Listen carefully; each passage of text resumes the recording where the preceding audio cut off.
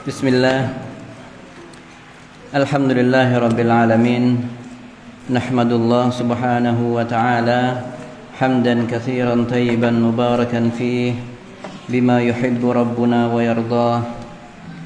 Nusalli wa nusallim ala nabiyyina Muhammad sallallahu alaihi wasallam wa ala alihi wa sahbihi wa man tabi'ahum bi ihsan ila yaumiddin. Allahumma 'allimna ma yanfa'una wanfa'na bima 'allamtana. Allahumma inna nas'aluka 'ilman nafi'an wa rizqan thayyiban wa 'amalan mutaqabbalan. Allahumma la 'aisha illa 'aishul akhirah. Allahumma ij'alna minal mukhlasin. Assalamualaikum warahmatullahi wabarakatuh.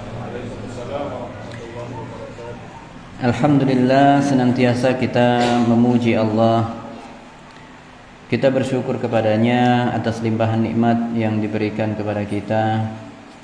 Dan nikmat terbesar yang kita rasakan adalah nikmat Islam sebagai pintu utama bagi hamba-hamba Allah. Tidak ada pintu lain selain pintu Islam untuk menuju surganya yang mulia, surganya yang agung. Dan kita berdoa semoga Allah kokohkan kita, kuatkan hati kita untuk bisa tetap teguh berpegang pada agama yang lurus ini, agama yang sempurna ini, hingga Allah wafatkan kita nanti pada saatnya. Amin amin ya rabbal alamin. Dan berikutnya kita bersyukur atas kesehatan yang diberikan kepada kita, rasa aman, nyaman, tidak merasa terancam. Ya, ini adalah nikmat besar sehingga pada kesempatan di sore hari ini kita bisa hadir untuk menjalankan sholat maghrib berjamaah dan dilanjutkan dengan belajar kitab Riyadhus Shalihin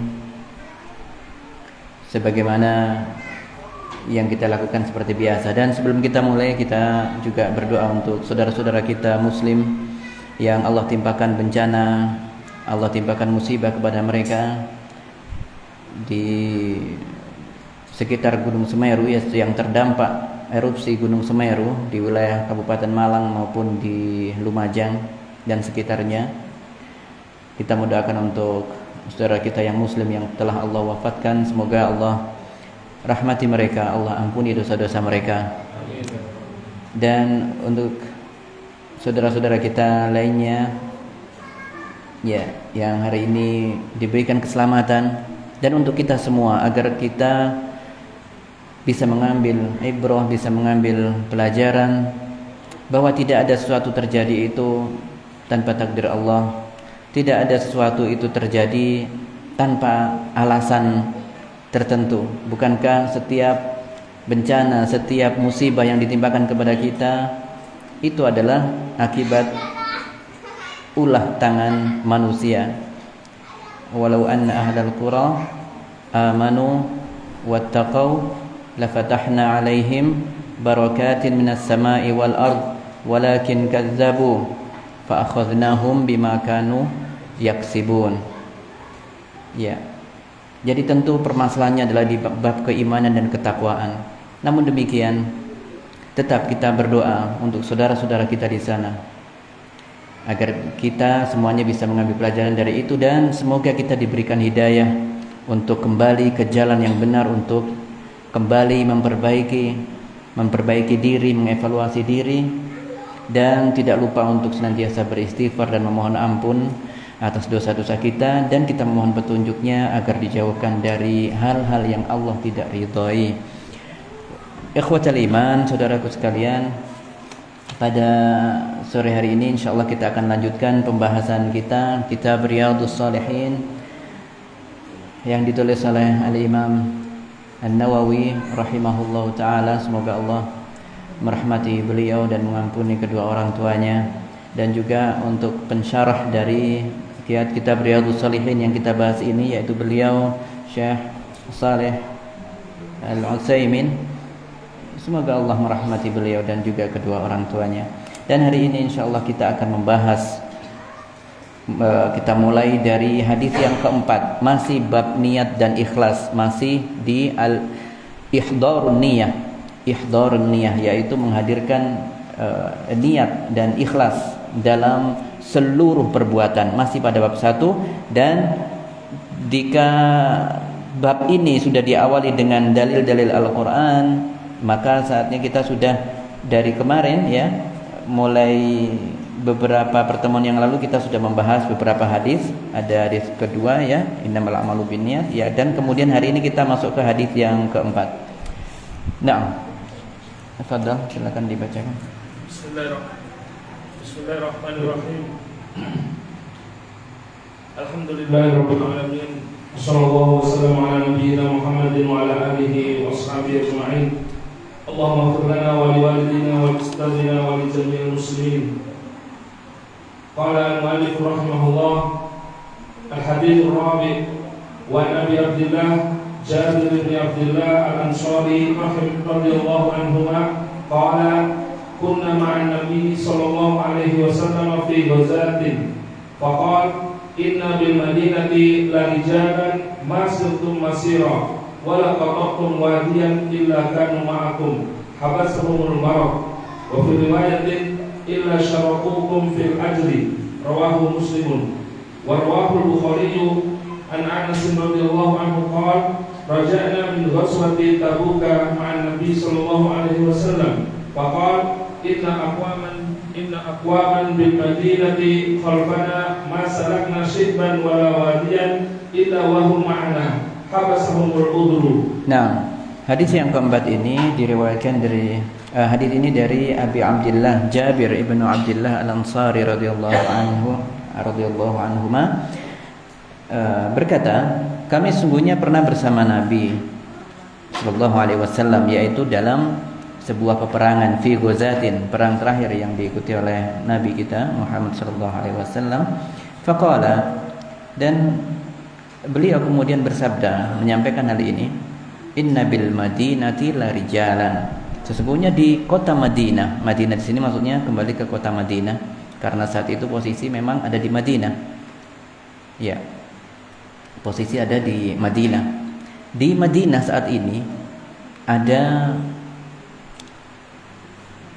saudara-saudara kita kaum muslimin ya, masirtum masiron, mereka tidak mengikuti perjalanan seperti kalian ini.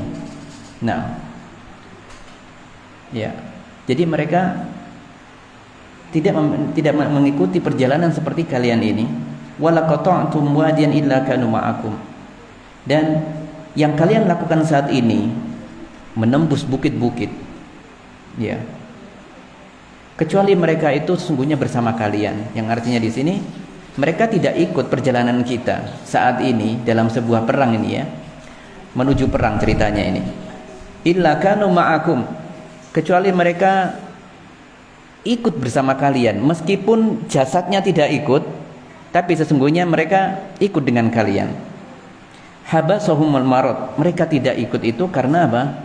Karena mereka ditimpa penyakit atau mereka mengalami uzur ya, mengalami uzur berupa fisik, uzur berupa hal-hal yang lainnya. Tetapi di sini masih disebutkan al-marad, yaitu secara khusus di sini disebabkan karena sakit. Wa fi riwayatin, dan di riwayat yang lain, illa syarakukum fil ajr, mereka berikut serta dengan kalian dalam pahala. Ini riwayat Muslim. Kemudian diperjelas di hadis berikutnya, yaitu yang diriwayatkan oleh diriwayatkan oleh Al-Bukhari dari Anas radhiyallahu anhu qala raja'na min ghazwati Tabuk. Ini ceritanya sudah pulang dari perang Tabuk. Ya. Kami pulang bersama Nabi dari perang Tabuk. Faqala, dan saat itu beliau bersabda, inna aqwaman bil madinati khalafna ma salakna syi'ban wala wadiyan illa wa hum ma'ana. Di kota Madinah ya, ada beberapa orang. Aqwam itu adalah jamak dari qaum, merujuk kepada orang laki-laki secara umum. Jadi terkadang diartikan kaum sekelompok orang, tetapi di sini bisa artinya adalah ada orang laki-laki yang harusnya mereka itu ikut berperang, tetapi mereka khalafna, mereka khalfana, maaf. Inna aqwaman bil Madinah khalfana. Khalfana itu tidak mengikuti perjalanan kita menuju Tabuk. Masalakna syi'ban. Kita ini tidaklah melewati jalan-jalan di gunung, walawadian dan bukit-bukit yang kita lalui untuk menuju Tabuk dan pulang pergi itu, illa wahum ma'ana, kecuali mereka itu sesungguhnya bersama kita, ikut bersama kita. Habasahum al-uzur, mereka itu tidak bisa mengikuti karena uzur. Di sini ada komentar dari Al-Hilali, Syekh Al-Hilali, bahwa yang hadis pertama itu dari Muslim, yang hadis kedua dari Al-Bukhari. Tapi di dalam hal ini Imam An-Nawawi tidak memasukkannya dalam, tidak menyebutnya dengan istilah muttafaq alaih. Naam. Itu ada pertanyaan dari Hilali, ada komentar ya dari Al-Hilali. Harusnya ketika sudah sanad sudah bersambung sama dan matan sudah, meskipun matanya sedikit berbeda, tetapi ketika jalur riwayatnya sama, harusnya bisa disebut dengan muttafaq alaih. Naam, ketika itu seperti itu. Naam, ikhwati fillah. Jadi ini menunjukkan bahwa hadis yang dibawakan di nomor 4 ini perkara dengan hadirnya niat seseorang, ya, meskipun ia tidak mengikuti sebuah ibadah besar, ibadah agung di sini, yaitu berjihad di jalan Allah. Saat ini adalah ada perintah untuk berperang di Tabuk. Nah, di sini diperjelas dengan Al-Bukhari, dalam hadis yang diriwayatkan Al-Bukhari disebutkan raja'na fi ghazwati Tabuk. Nah, Tabuk ini rentetannya panjang sekali, yang mana Tabuk ini secara ringkas bermula dari perang sebelumnya, yaitu perang Mu'tah. Perang Mu'tah. Kalau dari sisi jarak, Tabuk itu sekitar 750 atau 800 km dari Madinah. Dari Madinah. Kemudian perang sebelumnya yaitu perang Mu'tah. Mu'tah ke atas lagi. Ke atas lagi dekat dengan perbatasan Palestina dengan Syria, Syam dengan Syam. Nah, jadi perang yang awal itu di atasnya Tabuk lagi, dekat perbatasan Syam itu. Ya, kalau dihitung di Mu'tah itu, perang Mu'tah itu disebutkan jaraknya itu cuma 2 hari perjalanan menuju Baitul Maqdis. Berarti kan dekat kalau 2 hari. Ya toh? Kalau jalan kaki itu 2 hari saja perjalanannya. Berarti tidak begitu jauh toh, tidak seperti perjalanan dari Madinah ke Tabuk ini, apalagi ke Mu'tahnya. Ke Mu'tahnya itu lebih dari itu. Ke Tabuknya saja itu sudah 770-an kilo. Sini Jakarta, jalan kaki. Jalan kaki, ikhwah. Nah, iya. Tabuk ini diawali dari perang Mu'tah itu, ini kan orang Romawi ini masih menjadi bayang-bayang yang menakutkan bagi kaum muslimin, karena kekuatan di dunia saat itu terbesar tersisa itu hanya Romawi, dan kabilah-kabilah Arab di sana ada yang berafiliasi atau bergabung di bawah kepemimpinan Romawi. Ya, artinya mereka bersekutu dengan Romawi. Nah, saat itu ini yang menjadi penyebab perang Mu'tah, perang Mu'tah di antaranya itu adalah bahwa ada Al-Harith diutus ke sana, dibunuh oleh dari kabilah Arab, kabilah Ghassan yang mereka bersekutu dengan Romawi. Maka sangat pantaslah orang muslim, pasukan muslim ini termasuk Nabi sangat terpukul dengan hal ini. Maka setelah itu mengirimlah pasukan Mu'tah, perang paling bersejarah, di mana 3 sahabat meninggal di sana. Sebelum berangkat sudah dipesani oleh Nabi kita Shallallahu Alaihi Wasallam, Zaid bin Harith, kamu pegang panjinya, berangkat dulu. Kalau kamu mati, ya nanti berikutnya yang pegang Ja'far. Ja'far kalau mati nanti, pegang sama Abdullah bin Rawaha, mati juga akhirnya. Dan perang Mu'tah di sini, Romawi lawan dengan Romawi ini jumlahnya sangat tidak sebanding. Pasukan Muslim hanya 3.000, mereka 200.000. Nah, di perang Mu'tah ini kemudian terjadi ya dengan kemenangan di situ ya, dengan kemenangan, namun tetap akhirnya mundur Islam ya, di situ mundur untuk menyusun strategi kembali hingga terjadilah perang Tabuk ini. Lah perang Tabuk ini gongnya, maaf bukan gonggongnya, gongnya. Jadi perang paling besar, Romawi semakin besar kekuatannya dan Muslim juga semakin besar. Bagaimana tidak? Di situ nyali bangsa Arab saat itu terbangun. Berani ya orang Arab ini, jumlahnya 3.000 lawan 200.000. Yang meninggal hanya sedikit saat itu. Maka kaum-kaum dari kabilah-kabilah di sekitar Madinah, mereka pun diajak Rasulullah karena ada desas-desus bahwa Romawi akan menyerang ke Madinah. Yaitu orang-orang munafik itu biasa membuat propaganda.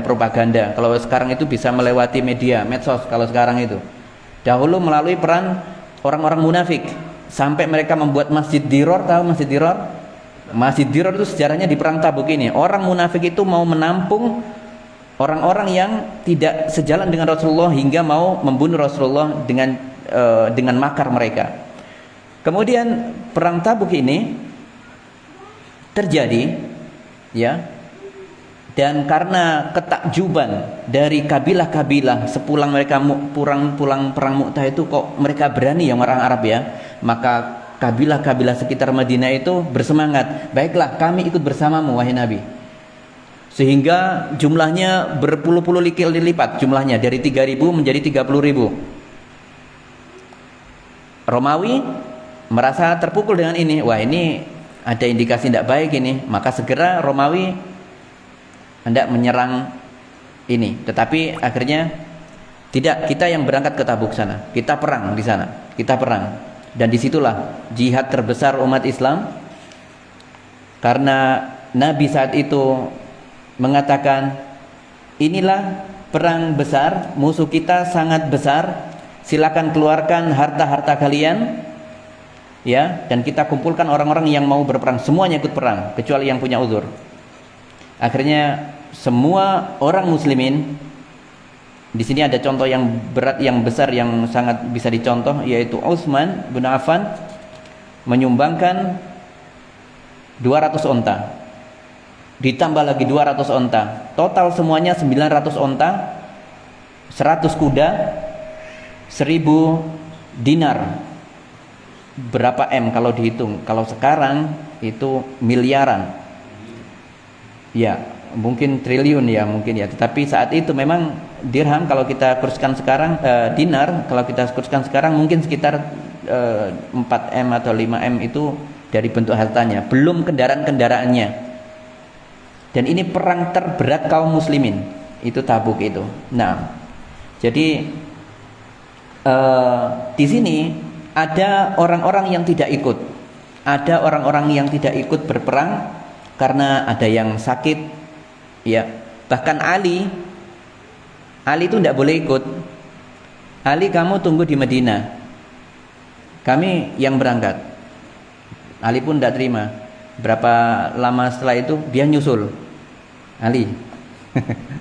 Ya, Ali tidak mau ditinggal di Madinah. Ya namanya ingin berperang ya, semangatnya tinggi. Kau tahu, kau maukah jadi saudaranya Musa, Harun maksudnya. Nah kan Musa punya saudara siapa itu? Harun yang menemaninya, nabinya. Ali, maukah engkau menjadi Harun bagi Musa? Ya, meskipun setelah aku tidak ada nabi lagi setelahku, tapi maukah engkau menjadi layaknya Harun bagi Musa? Iya, wahai Nabi, pulang kau ke sana. Jaga orang-orang di Madinah. Jagalah keadaan di Madinah. Engkau wakilku di Madinah. Nah, namun di sana juga banyak orang yang tidak ikut. Di antaranya yang kita singgung siapa dulu yang kena hukum itu? Ka'ab. Nah, bertiga Ka'ab ini yang mereka tertinggal itu. Ya, ini di perang ini nih, di perang Tabuk ini. Mereka tidak bisa ikut karena apa? Karena sibuk dengan kendaraannya. Ya, banyak persiapan, kakek persiapan itu ya. Ya memang jalannya seperti itu. Nah, namun akhirnya diampuni oleh Allah. Tapi yang kita bicarakan adalah ada orang-orang muslim yang tidak diperkenankan ikut. Ada juga orang munafik yang mereka cari-cari alasan tidak mengikuti perang Tabuk ini. Nah, sedangkan ini perang besar yang membuat akhirnya singkat cerita Romawi tidak mau menyerang. Takut mundur. Akhirnya Islam membawa kemenangan tanpa perang. Padahal jumlahnya 30.000, mereka berkali-kali lipat. Dan akhirnya ini orang Islam membawa kemenangan dengan membawa harta yang banyak, membawa berapa ratus onta, ya. Karena di situ Khalid bin Walid diutus ke Dumatul Jandal setelah mereka mengatakan, "Ya, kita buat negosiasi." Intinya mereka itu mundur Romawi. Romawi mundur. Bangsa terbesar di dunia hanya dengan Islam yang jumlahnya tadi cuma 30.000, asalnya 2.000. Nah, jadi di sini ada beberapa yang uzur, namun dikatakan oleh Nabi, sahabat-sahabat yang uzur di Madinah ini, ya, karena sepulang dari Tabuk semuanya lapor. Nabi sepulang dari perang kemana dulu? Ke masjid, sholat dulu. Nah, sholat kemudian duduk, barulah mereka datang lapor. Orang-orang yang tidak hadir itu lapor, yang tidak ikut perang. Yang munafik cari-cari alasan. Di situ Rasulullah memberikan uzur sesuai dengan alasan yang zahirnya saja. Ngomongnya apa dipercaya sama Rasul, urusannya kembalikan ke Allah, seperti itu. Beda dengan Ka'ab. Kalau Ka'ab urusannya nanti ceritanya sudah kita berlalu. Baik, jadi intinya mereka orang-orang muslim saat itu mendapatkan ampunan, mendapatkan uzur dari Allah, dan bahkan dianggap mereka ikut perang ke Tabuk dengan melakukan perjalanan kaki. Onta-onta yang disumbangkan tadi itu tidak cukup untuk ditunggangi oleh 30.000 orang, tidak cukup. Makanya mereka berjalan kaki ke Tabuk, ke Tabuk sekitar 770 kilo berjalan kaki alal aqdam. Sini Jakarta, lebih dikit lah ke Banten. Nah, jalan kaki. Nah, baik, kita lanjutkan. Assalamualaikum warahmatullahi wabarakatuh. Qawluhu fi ghazatin ay fi ghazwatin. Wa ma'na hadithi anna al-insana idza nawal amala shaliha walakinahu habasahu anhu habisun fa innahu yuktabu lahu ajrun ma nawa. Amma idza kana ya'malu fi hali adamil udhri ay lamma kana qadiran kana ya'maluhu thumma ajaza anhu fima ba'du fa innahu yuktabu lahu ajrul amali kamilan. Lianna Nabiya sallallahu alaihi wasallam qala idza maridal abdu aw safara kutiba lahu mithlu ma kana ya'malu muqiman sahihan. Fal mutamanni lil khairi al harisu alaihi in kana min adatihi annahu kana ya'maluhu walakinahu habasahu anhu habisun kutiba lahu ajruhu kamilan. Famathalan idza kana al-insanu min adatihi an yusalliya ma'al jama'ati fil masjidi walakinahu habasahu habisun kanaumin aw maradin aw ma asbaha fa innahu yuktabu lahu ajrul musalli ma'al jama'ati tamaman min ghairi naqsin. Wa kadzalika idza kana min adatihi an yusalliya tatawwu'an walakinahu mana'ahu minhu mani'un walam yatamakkan minhu fa innahu yuktabu lahu ajruhu kamilan wa ghayruhu min al-amthilatil katsira. Amma idza kana laisa min adatihi an yaf'alahu fa innahu yuktabu lahu ajrun niyyati faqat duna ajril amal. Wa dalilu dzalika anna fuqara as-sahabati radhiyallahu anhum qalu ya Rasulullah sabaqna ahlud duturi bidarajatil ula wan na'imil muqimi, yakni inna ahlal amwali sabaquhum bisadaqati wal iqti. Faqala Nabi sallallahu alaihi wasallam afala ukhbirukum bi syai'in idza fa'altumuhu adraktum man sabaqakum wa lam yudrikkum ahadun illa man amila mithla ma amiltum. Faqala tusabbihuna wa tukabbiruna wa tahmaduna dubura kulli salatin 33. Fafa'alu fa'alimal aghniya'u bidzalika fafa'alu mithla ma fa'alu. Faja'a al-fuqara'u ila Rasulillah sallallahu alaihi wasallam wa qalu ya Rasulullah sami'a ikhwanuna ahlul amwali bima fa'alna fafa'alu mithlahu. Faqala an-nabiy sallallahu alaihi wasallam dzalika fadlullahi yu'tihi man yasha' wallahu dzul fadlil 'adzim. Lam yakul lahum innakum qad adraktum ajra amalihim lakin la syakka anna lahum ajra niyatil amal. Walihada dzakara Nabi sallallahu alaihi wasallam fi man atahu Allahu malan faja'ala yunfiquhu fi subulil khairi wa kana rajulun faqirun yaqul law anna li mala fulanin la amiltu fihi amala fulanin.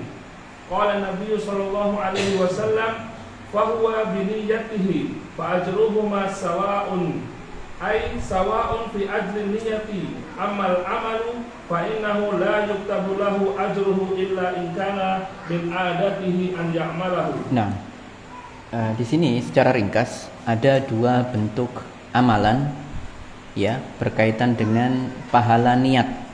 Ya, jadi ada pahala, bagaimana pahala seseorang yang sudah berniat ya tapi tidak melakukan amalan itu.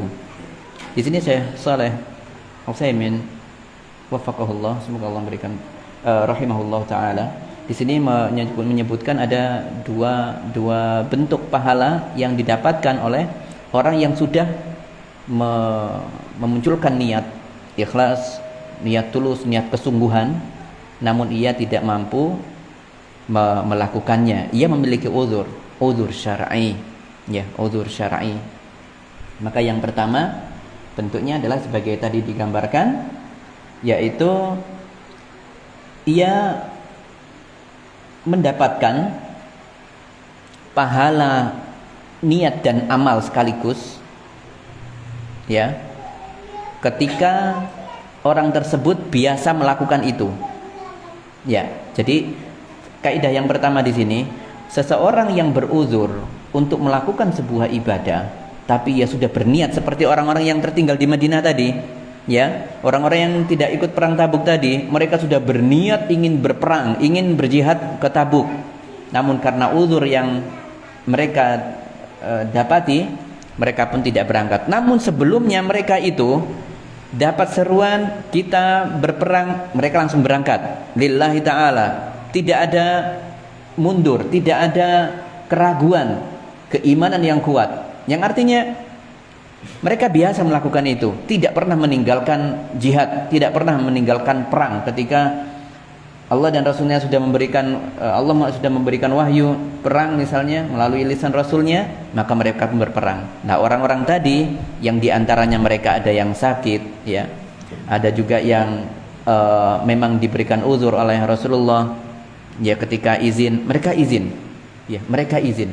Bahkan ada yang tidak diajak, tidak boleh ikut oleh Rasulullah, karena saat itu dengan jumlah harta yang sudah terkumpul itu, tadi jumlah pasukan berapa tadi? 30 ribu. Dengan harta yang sekian banyak, ternyata untuk melayani 30 ribu itu tidak cukup. Tidak cukup. Ya. Kendaraan-kendaraan tunggangan tidak cukup. Sehingga di situ ada beberapa sahabat yang dari golongan yang tidak mampu, tidak memiliki apa-apa. Ya. Ada yang menyumbangkan cuma satu sak kurma saja, sak gegem gini saja. Mereka tetap menyumbang karena kemampuannya segitu. Ada yang menyumbang yang besar seperti Utsman radhiyallahu anhu. Kemudian ada orang yang sahabat yang ikut berperang, wahai Rasulullah, aku tidak punya apa-apa untuk berangkat, tolong ini kan senjata ataupun kendaraan tunggangan untuk ini kita tidak cukup, kembalilah engkau, tidak apa-apa. Akhirnya mereka pun diizinkan oleh Rasul, diminta Rasul untuk tidak ikut. Kalian di Madinah saja. Mereka pun nangis jalan, seolah tidak terima dengan Rasul yang disampaikan oleh Rasul. Mereka sangat ingin berperang, tetapi Rasul melarangnya. Kalian tunggulah di Madinah. Ya, ini tunggangannya tidak cukup. Akomodasinya tidak ada nanti. Makanan-makanan yang kita di jalan nanti tidak cukup. Perjalanannya jauh. Dan di perjalanan pun banyak beberapa onta dipotong, disembelih memang untuk dikonsumsi. Ya, kita lihat betapa kesungguhan mereka, para sahabat, penduduk Madinah, kaum muslimin. Tidak ikut berperang, mereka nangis pulang. Allah yang berfirman menyebutkan ini dalam sebuah ayat. Pulang nangis karena tidak boleh ikut perang, bayangkan. Artinya mereka sudah siap untuk berperang. Nah, itu yang pertama. Jadi, dan pendalilannya adalah ada seperti tadi disebutkan, idza maridul abdu au safara. Ini adalah dalil dari hadis bahwa orang yang biasanya melakukan sebuah amalan namun saat itu ia sakit atau sedang safar, maka ia ditulis pahalanya sebagaimana ia melakukannya ketika sehat. Jadi kalau memang biasanya melakukan sholatul qiyamul lail misalnya, biasa bangun jam 1:30, kemudian dia membiasakan meskipun setengah jam atau 1 jam itu sholat, dia konsisten dengan ini, maka ketika suatu saat ia dalam keadaan sakit ataupun sedang melakukan safar ke luar daerah atau ia tidak bisa melakukannya, ia tetap dihitung ia melakukan seperti sebagaimana biasanya, padahal tidak melakukannya loh ya.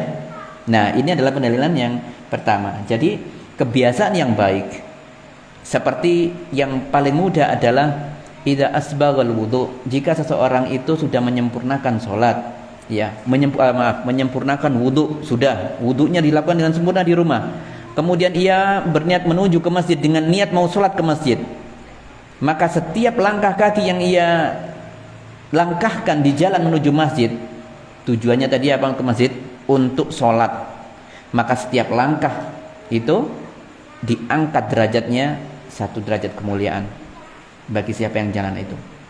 Ya, itu belum sampai masjid, belum sholat itu ya, sudah mendapatkan seperti itu. Nah, dan kemudian suatu saat jika qadarullah tidak bisa melakukan itu karena ia sakit, karena hujan, karena faktor lainnya, cuaca misalnya, cuacanya sangat panas ekstrim, tidak bisa ke masjid, harus sholat di rumah.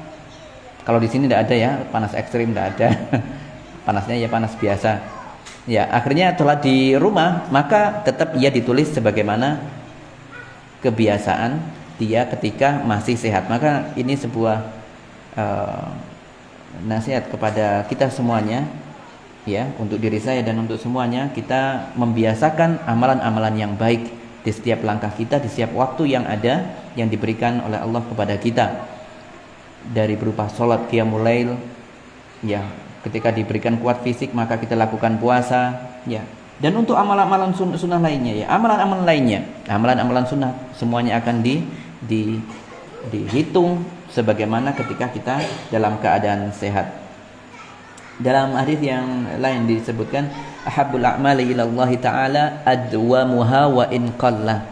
Allah paling menyukai, atau amalan yang paling disukai di sisi Allah adalah amalan yang konsisten meskipun tidak banyak. Meskipun misalnya kita hanya sholat duha 2 rakaat saja atau 4 rakaat, tapi ini dilakukan tidak pernah tertinggal, selalu menyempatkan untuk itu, ya, dan ia konsisten melakukannya, maka inilah sesuatu yang sangat disukai oleh Allah, daripada sholatnya brut hanya 1 saat, hanya 1 pekan, 2 pekan, 3 pekan, seperti itu. Nah, biasanya sholat ketika punya masalah besar, nah itu kita sholatnya khusyuk terus, masalah hilang sudah seolah tidak terjadi apa-apa, ya, qalu salama, selamat tinggal amalan seperti itu, wala'iyadzubillah. Nah, ya, kita memohon kepada Allah agar diberikan keistiqomahan seperti ini. Nah, adwamuha wa in qalla, yang konsisten meskipun itu sedikit. Naam.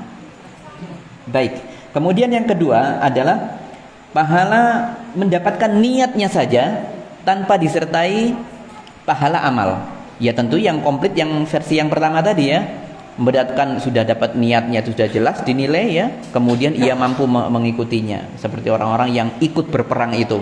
Mereka punya niat tulus dan mereka pun berjuang di jalan Allah, sudah siap dengan segala konsekuensinya dan mereka sudah bersiap menyambut surganya Allah. Nah, adapun yang kedua ini orang-orang yang punya niat saja namun tidak sempat melakukannya atau tidak mampu melakukannya dan tidak biasa melakukannya, seperti yang disebutkan di hadis tadi. Ya Rasulullah, ini orang-orang yang mereka tidak memiliki kecukupan ekonomi ya dari kaum muslimin mengadu kepada Rasulullah. Ya, dhahaba ahlud dusur bil ujuri. Nah, itu orang-orang kaya itu loh wahai Rasulullah. Nah, ini biasa curhat ke Rasulullah. Nah, wahai Rasulullah, itu orang-orang kaya itu mereka mendahului kami, mereka mengalahkan kami dalam berbagai hal. Ya, kami tidak mampu melakukan itu. Ibadahnya mereka kuat. Yusolli kama sallaina, mereka sholat seperti sholat kami wahai Rasulullah. Wa yasumu kama sumna kama nasumu. Mereka pun puasa sunnah, puasa ini semuanya dilakukan sama dengan puasa kami. Namun ada hal yang mengungguli, yang menjadikan mereka unggul dari kita, yaitu mereka diberikan kelebihan harta sehingga bisa bersedekah setiap saat dengan jumlah yang besar. Mereka mampu bersedekah, sedangkan kami tidak mampu mengeluarkan harta apapun. Makan aja susah wahai Rasulullah. Ala adullukum, maukah engkau aku beritahu agar engkau bisa mengalahkan mereka? Nah, ini dikatakan ya, lakukanlah tasbih, ya, ucapkanlah tasbih, zikir ya, berzikir dengan tasbih, tahmid, tahlil, takbir, seperti yang kau lakukan setelah sholat itu. Kullu tasbihin sadaqah wa kullu tahmidin sadaqah. Setiap tasbih itulah sedekah, setiap tahmid itu sedekah, setiap takbir itu sedekah. Ya, setiap hal yang baik itu sedekah. Bahkan menyuapi makanan kepada istrimu itu sedekah. Kemudian mereka pun melakukan itu dan senang. Namun kemudian datang berita bahwa orang-orang kaya itu ya, kaum muslimin yang kaya, mereka pun mendengar bocoran ini, mereka mengikuti, ya sering bertasbih, mengikuti seperti orang-orang yang fakir tadi. Akhirnya mereka pun lapor lagi kepada Rasulullah. Wahai Rasulullah, mereka tahu apa yang kau ajarkan kepada kami itu, mereka melakukannya, terus gimana kami ini? Ini mereka yang melakukan seperti ini, dan Rasulullah mengatakan, wallahu zul fadlil azim. Allah memang maha luas ya anugerahnya. Ya. Dan di sini Rasulullah tidak mengatakan kepada orang-orang fakir tersebut, orang-orang miskin tadi, kalian mendapatkan pahala seperti yang mereka lakukan, yaitu meskipun kalian berniat untuk bersedekah seperti mereka, ya, kalian tidak mendapatkan pahala seperti yang mereka lakukan. Ya. Tetapi dengan ucapan yang tadi yang halus mengatakannya. Namun artinya seperti itu. Ya, intinya kalian wahai kaum muslimin yang cukup masih berniat saja. Wong kalian juga tidak biasa memberikan sedekah karena kalian sendiri susah mencari makan sendiri, susah buat diri sendiri kan begitu. Maka mereka kaum muslimin ini tidak memiliki kebiasaan untuk bersedekah. Maka niatnya itu hanya niat bersedekahnya dapat tanpa niat amal. Jadi di sini kaidahnya ada dua tadi itu. Yang pertama berkaitan dengan seorang yang berniat melakukan amal ibadah namun memiliki uzur syar'i, ya, tetap ia melakukan, mencari sebab-sebab untuk mewujudkannya tetap. Jadi bukan hanya angan-angan saja. Aku kepingin umroh ya, tapi tidak ada usaha belas nyeleng itu loh, tidak ada. Ya itu namanya apa itu? Pikiran-pikiran hampa saja ya. Berhalusinasi gitu. Tidak mencari sebab. Nah, yang diinginkan di sini adalah mencari sebab sudah namun memiliki uzur syar'i. Maka ada dua ini, satu mendapatkan amal ibadah penuh dan satu hanya mendapatkan niatnya saja. Nah, jadi ini dua kaidah dari Syekh Shalih Utsaimin terkait dengan hadis tadi. Nah, wasil. Assalamualaikum ilaikum thumma qala asy-syarih rahimahullah wa fi hadzal hadits isyaratun ila anna man kharaja fi sabilillah fil ghazwi wal jihadi fa inna lahu ajra mumshahu. Nah. Fa inna lahu ajra mumshahu wa lihadza qala an-nabiy sallallahu alaihi wasallam ma sirtum masiran wala qata'tum wadiyan illa kanu ma'akum. ويدل لهذا قوله تعالى ذلك بأنهم لا يصيبهم ظمأ ولا نصب ولا مخمصة في سبيل الله ولا يطؤون موطئا يغيظ الكفار ولا ينالون من عدو نيلا إلا كتب لهم به عمل صالح إن الله لا يضيع أجر المحسنين ولا ينفقون نفقة صغيرة ولا كبيرة ولا يقطعون واديا إلا كتب لهم ليجزيهم الله أحسن ما كانوا يعملون ونذير هذا أن الرجل إذا توضأ في بيته فأسبغ الوضوء ثم خرج إلى المسجد لا يخرجه إلا الصلاة فإنه لا يخطو خطوة إلا رفع الله له بها درجة وحط عنه بها خطيئة وهذا من فضل الله عز وجل أن تكون وسائل العمل فيها هذا الأجر الذي بينه الرسول صلى الله عليه وسلم والله الموافق. Nah, di sini dilanjutkan oleh penjelas dari hadis ini. Beliau rahimahullah taala menyebutkan di dalam hadis ini ada isyarat, ada ajakan ya atau ada petunjuk di sini ila anna man kharaja fi sabilillah fil ghazwi wal jihad fa inna lahu ajra mumasyahu ya. Jadi mereka pun orang yang keluar ikut berperang dalam berjihad dalam berperang ya, maka mereka mendapatkan pahala setiap detailnya sebagaimana firman Allah dan hadis Nabi. Di situ diawali masirtum masiran wala qata'tum wadiyan illa kanu ma'akum. Dalil yang pertama ini menunjukkan bahwa siapapun yang sudah berniat ya dan mereka biasa melakukan, maka setiap langkah yang dilakukan oleh para mujahidin yang berperang ke Tabuk, berperang di Mu'tah, berperang apa, namun mereka tidak bisa hadir mengikutinya, itu setiap langkah mereka itu menjadi pahala bagi orang-orang yang tidak ikut. Setiap rasa lapar, setiap kesulitan yang didapatkan ya, pahala dari kesulitan, pahala dari perjuangan menghadapi kelaparan, menghadapi rasa takut ya, itu semuanya menjadi pahala bagi orang-orang yang di Madinah yang tidak ikut tadi itu. Sebagaimana firman Allah taala, "Dzalika bi annahum la yusibuhum dhama."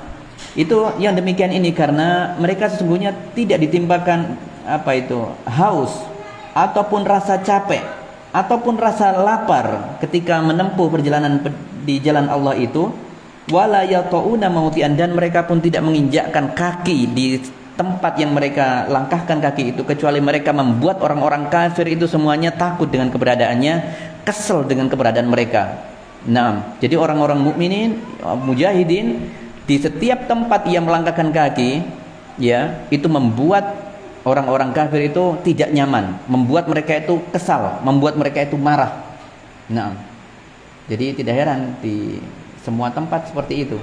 Ketika kita melakukan sebuah hal yang itu adalah syariat, itu adalah petunjuk dari Allah, itu saja sudah membuat mereka sangat tidak nyaman, sangat-sangat tidak nyaman.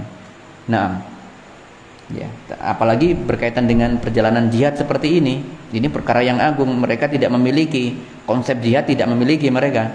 Ya, itulah kenapa Romawi lari, kaum Persia lari, ya, orang Majusi ya, Majusi juga lari dari orang-orang Muslim.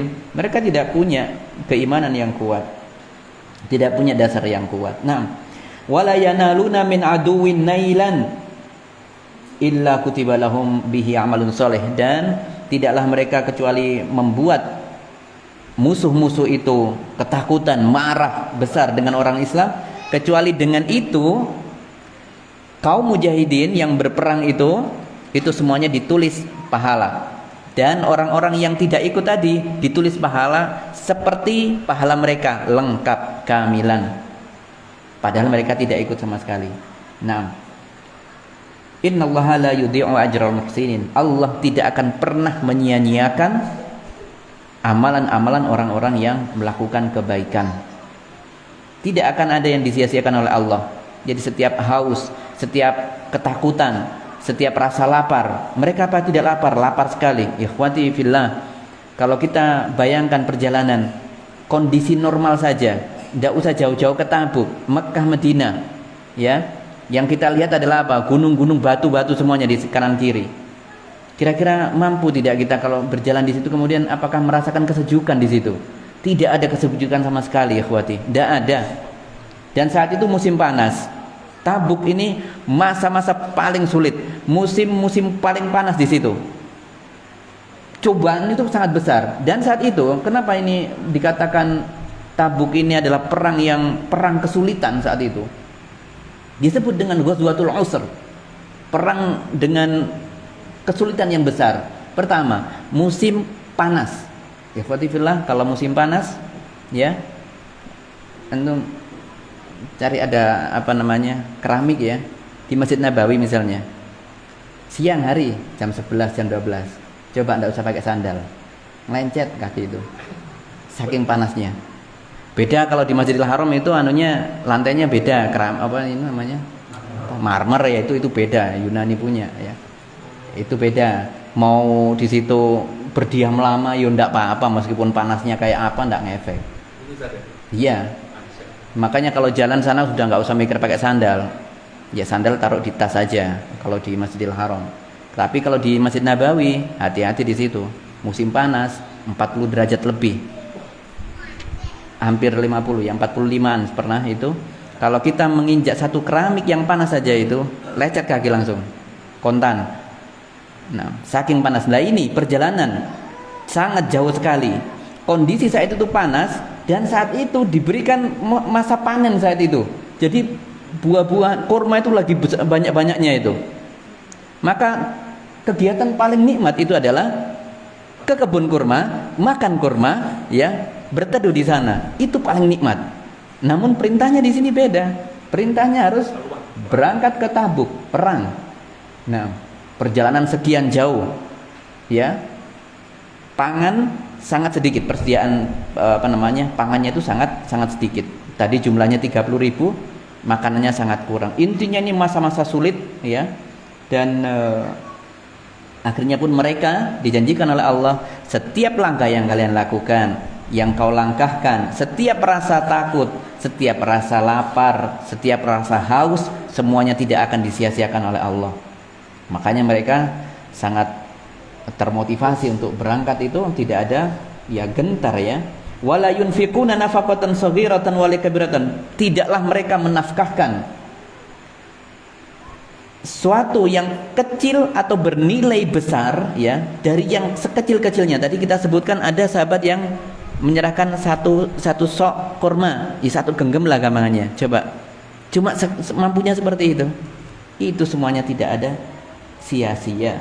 Wala yaqta'una wadiyan, dan mereka pun tidak menembus bukit-bukit lembah, ya, illa kutiba lahum, ya, kecuali mereka ditulis pahala bagi mereka, liyajziyahumullahu ahsana ma kanu ya'malun, ya, dan agar Allah mencatat segala amalan mereka itu, ya, dengan nilai pahala. Nah, wa nadhirun hadza anna ar-rajul idza tawadda'a fi ghainam. Kita sudah membahas ini tadi, yaitu setiap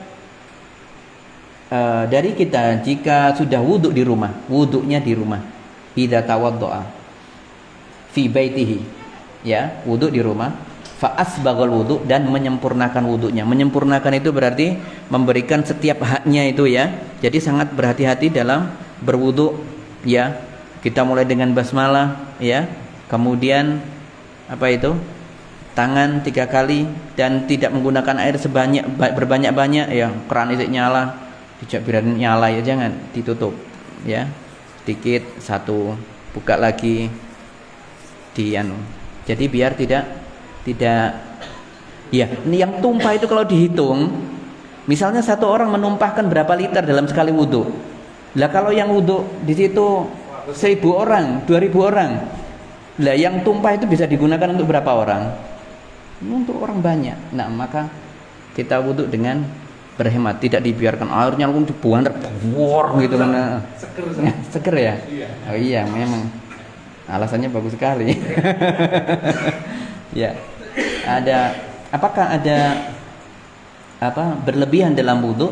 Maka saya Shalih Utsaimin menjawab, ya, ada perkara berlebihan dalam menggunakan air. Maka meskipun kita ada air, alhamdulillah di sini airnya tidak mahal, ya, dan sewager, tidak kayak Surabaya, alhamdulillah. Maka wudhunya dinikmati, tidak perlu dibuang-buang, kita gunakan untuk biar untuk jamaah yang lainnya, biar semuanya bisa mengikuti. Lampunya mati kan mereka bisa menikmati kan wudhu. Nah, jadi seperti itu. Sudah adzan negeri belum? Belum. Sudah. Negeri ini sudah. Nah, ya berarti kita istirahat dulu, ya. Allah.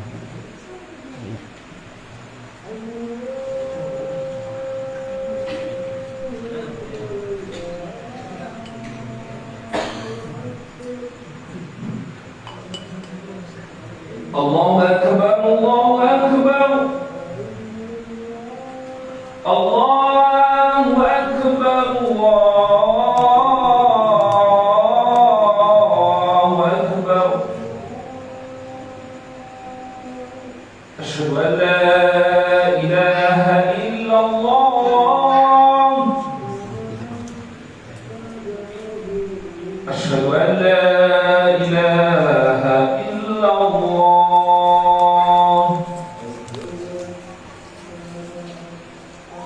أشهد أن محمدا رسول الله. أشهد أن محمدا رسول الله.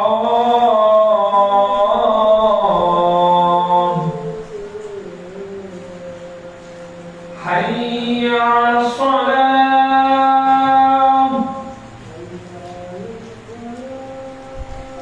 حي على الصلاة.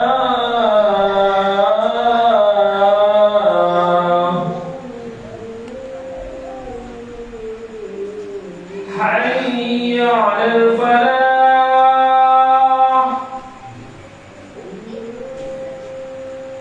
حي على الفلاح.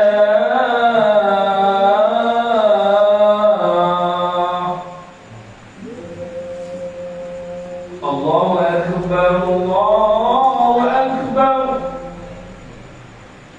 لا إله إلا الله.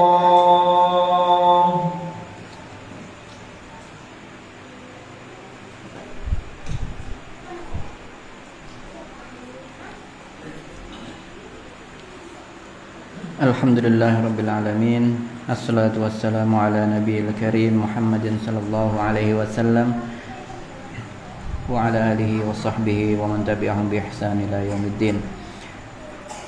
Ikhwatal iman, di dalam hadis yang ketiga, yang keempat, ya, ini tadi, maka kita bisa mengambil beberapa hal di sini, ya, berkaitan dengan hadis tersebut. Maka kita bisa mengambil sesuatu yang bisa memotivasi kita, sesuatu yang bermanfaat, bahwa kita melihat bagaimana semangatnya para sahabat untuk berjihad di jalan Allah, ya, yang artinya mereka juga selalu mempersiapkan diri dalam keadaan apapun, ya, meskipun kondisi saat itu masih aman, belum ada tanda-tanda perang, itu sudah ada persiapan untuk melatih fisik, melatih memanah, seperti sahabat sekaligus paman Nabi Sa'ad ibnu Waqqas. Pernah dengar? Sa'ad ibnu Waqqas, salah satu sahabat yang dijamin masuk surga. Beliau memproklamirkan, pernah mengatakan, ana sulusul Islam, aku adalah sepertiganya Islam. Maksudnya adalah ketika agama Islam belum ada pengikutnya kecuali Nabi Muhammad dan Abu Bakar As-Siddiq, kemudian Khadijah. Ini yang masuk Islam pertama di situ adalah Sa'ad bin Waqqas, paman Nabi sallallahu alaihi wasallam. Di sini beliau mengatakan, saya sepertiga Islam karena Khadijah perempuan, jadi tidak dimasukkan. Dia menganggap, ya, anak yang ketiga dari kaum laki-laki. Nah, jadi Nabi Muhammad sallallahu alaihi wasallam, terus Abu Bakar As-Siddiq dan Sa'ad bin Waqqas. Beliau saat itu beliau punya julukan pemanah ulung di Uhud, di berbagai peperangan, sampai di Tabuk, ya, sampai kemenangan di Irak, di Iran, ya, perang Qadisiyah. Itu pun, ya, beliau adalah seorang ahli pemanah dan dijuluki dengan gelar singa liar. Itu adalah Sa'ad bin Waqqas yang dijamin masuk surga, tidak pernah menyia-nyiakan waktunya kecuali melatih memanah dan memanah. Dan yang melindungi Nabi ketika terpojok Nabi di perang Uhud, Sa'ad bin Waqqas. Ketika pemanah-pemanah itu sudah berpaling menganggap ada kemenangan itu, ya, kan ada yang berpaling itu yang di bukit-bukit Uhud itu. Nah, saat itu menjadi hampir kekalahan terjadi pada Islam karena Nabi Muhammad saat itu terbojok. Dan disitulah Sa'ad bin Waqqas melindungi dengan panah, dan panah disediakan oleh Rasulullah, diambilkan. Bahkan saat itu beliau mendapatkan pesan dari Nabi Muhammad, panahlah wahai Sa'ad. Diperintahkan dengan bisik-bisik, panahlah terus wahai Sa'ad, ya, demi ayah dan ibuku. Itu kata Nabi Muhammad SAW. Bahkan ia mengatakan, saya pernah dikasih waktu memanah itu, ada yang tidak ada mata runcingnya, tetap saya memanah. Iya, tumpul tetap. Jadi ain apa itu, pucuknya yang tajam, harusnya yang besinya itu tidak ada. Tetap saya mau diperintah manah, yang diambilkan oleh beliau sallallahu alaihi wasallam, tetap, dan dibisi oleh beliau, panahlah wahai Sa'ad, ya, demi ayah dan ibuku. Dan perkataan ini, ya, perkataan yang diucapkan hanya untuk siapa? Sa'ad bin Waqqas. Naam, seorang yang pejuang besar, ya. Nah, ceritanya panjang Sa'ad bin Waqqas ini, bisa berlama-lama nanti. Nah, yang intinya adalah semangat para sahabat itu sangat besar sekali untuk berjihad, ya.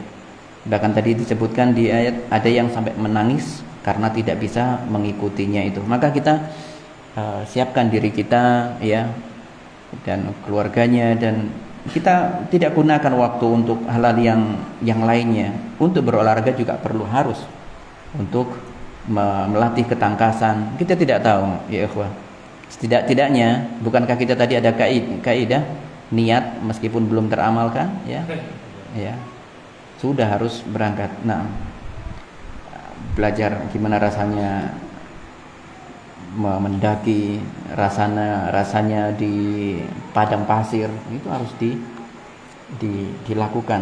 Nah, untuk persiapan, paling tidak untuk bersiap-siap. Nah, untuk kesehatan, ya, bisa diniatkan, tapi niat pertama adalah untuk persiapan jihad. Meskipun aman, negara kita aman, ya. Keutamaan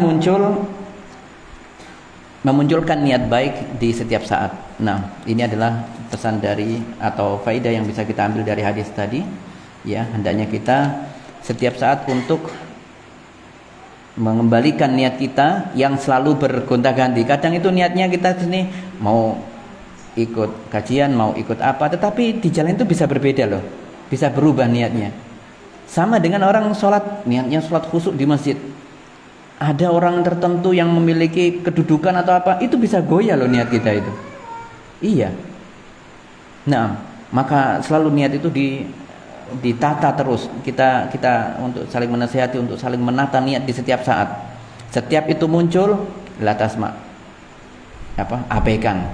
Tetap meskipun iblis pasti mengatakan anta fa'alta riya'an wa sum'atan. Kau pasti melakukannya untuk riya toh, untuk sum'ah toh, agar dapat pujian toh. Nah, itu iblis itu biasanya. Nah, inti salat jamaah ben ketok wong toh mlakumu kok ngono. Nah, itu loh. Itu setan itu seperti itu. Nah, dan kemudian kata Syekh Shalih Utsaimin, abaikan itu. If'al, tetap lakukan. Nah, itu. Jadi kita tetap melakukan dan memperbaiki niat kita. Dan niat yang baik bisa mencapai pahala amalan seperti tadi ya. Tetapi dengan syarat apa tadi?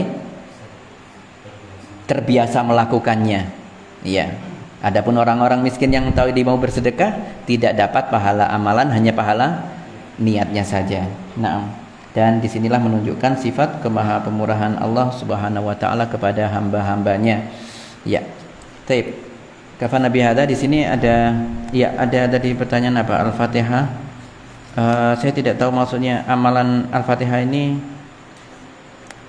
Ya, Al-Fatihah salah satu ayat untuk ruqyah ya.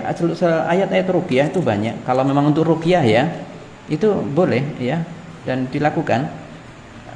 Setiap ayat Al-Qur'an bisa digunakan untuk itu. Namun kalau ada tujuan tertentu Al-Fatihah ini untuk misalnya untuk amalan tertentu mendatangkan apa, maka kita tidak mendapatinya. Kecuali kalau untuk meruqyah, untuk kita doakan kepada orang yang ditimpa sakit, misalnya kena ain, kena apa, kita bacakan sambil kita pegang kepalanya ketika sakit. Nah, Sa'ad bin Waqqas ketika sakit, ya, waktu itu sakitnya parah sekali, merasa ia mau meninggal, sepertinya ajalnya mau tiba. Ya, dijaga oleh putrinya Aisyah, nama putrinya itu Aisyah, satu-satunya putrinya waktu itu. Berarti masih muda saat ini, waktu itu sekitar umur 30-an mungkin ya, kurang lebihnya. Itu saking sakitnya luar biasa ya. Itu kemudian Rasulullah pun menjenguk dan memegang kepalanya Waqqas sambil didoakan ya, dipegang kepalanya dan di bagian perutnya. Dan hal ini sangat dikenang oleh Sa'ad bin Waqqas. Maka untuk ketika ada orang sakit itu dipegang kepalanya ya dan dipegang perutnya. Nah, sambil didoakan ya, bukan dipegang tok, enggak ya, sambil didoakan dengan membacakan ayat. Nah, maka di situ Al-Fatihah juga tidak ada masalah. Namun kalau membiasakan suatu amalan tanpa ada dasar sedikit-sedikit Al-Fatihah, maka itu tidak ada seperti itu. Apa ya, bi barokatil Fatihah itu tidak perlu dilakukan ya. Nah, ala niat hadiniyah as-salihah. Nah, iya, apalagi ala hadiniyah as-salihah. Niat diucap lagi. Iya. Jadi seperti itu, maka yang penting ketika semuanya ada dasarnya maka kita lakukan. Tapi kalau itu tidak ada ya, kalau untuk meruqyah itu sangat bagus sekali. Al-Fatihah atau beberapa ayat-ayat kursi, Al-Baqarah, silakan, tidak ada masalah. Sebagaimana termaktub dalam ini ya, tulisan siapa itu? Syekh Abdul Salam Bali ya.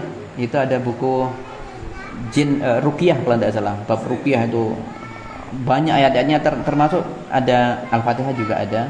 Nah, ada ayat kursi, ada potongan di beberapa surat ada. Ya, yang intinya semua ayat Al-Qur'an itu mulia. Namun kita tidak bisa kemudian seperti Al-Fatihah tadi digunakan untuk keberkahan tertentu, itu tidak perlu dilakukan. Ya, kita doanya Allah Maha mendengar dan Allah sudah memberikan kita doa-doa yang maksur banyak sekali. Coba kita menengok buku yang ditulis oleh Imam Nawawi rahimahullah taala, Al-Adhkar. Ya, Al-Adhkar. Sekian banyak doanya yang ada di situ. Belum lagi ada yang ditulis di Hisnul Muslim ya, dengan penulis lain ya, Abu Sa'ad Al-Qahtani ya itu. Al-Qahtani kalau tidak salah. Itu semuanya kumpulan doa-doa maksur dari hadis Nabi dan dari ayat-ayat Al-Qur'an. Maka itu sangat-sangat mencukupi untuk menjalani kehidupan kita. Wallahu taala alam. Nah, sudah cukup? Ya. Insyaallah kita cukupkan. Nah, alhamdulillah kita sudah menyelesaikan satu hadis. Oh, masih hadis keempat ya? Oh, lama sekali. Ya, tidak apa-apa. Nah, jadi kita berdoa kepada Allah agar senantiasa mendapatkan bimbingannya selalu, ya, sehingga kita mendapatkan naungan Allah Subhanahu wa taala dan senantiasa diberikan taufik olehnya, sehingga kita menjadi hamba-hamba yang diberikan kekuatan untuk istiqomah, untuk memanajemen kalbu kita, memanajemen niat kita, ya, sehingga kita selalu berada pada jalan yang diridhai oleh Allah Subhanahu wa taala. Amin amin ya rabbal alamin. Naktafi bihada, kita cukupkan sampai di sini. Astaghfirukum ala kullil akhta, saya minta maaf atas tindak tutur saya yang mungkin tidak seirama dengan yang diinginkan. Kemudian kita tutup pertemuan ini dengan mohon ampun kepada Allah dengan membaca kafaratul majlis. Subhanakallah bihamdika asyhadu an la ilaha illa anta astaghfiruka wa atubu ilaik. Assalamualaikum warahmatullahi wabarakatuh.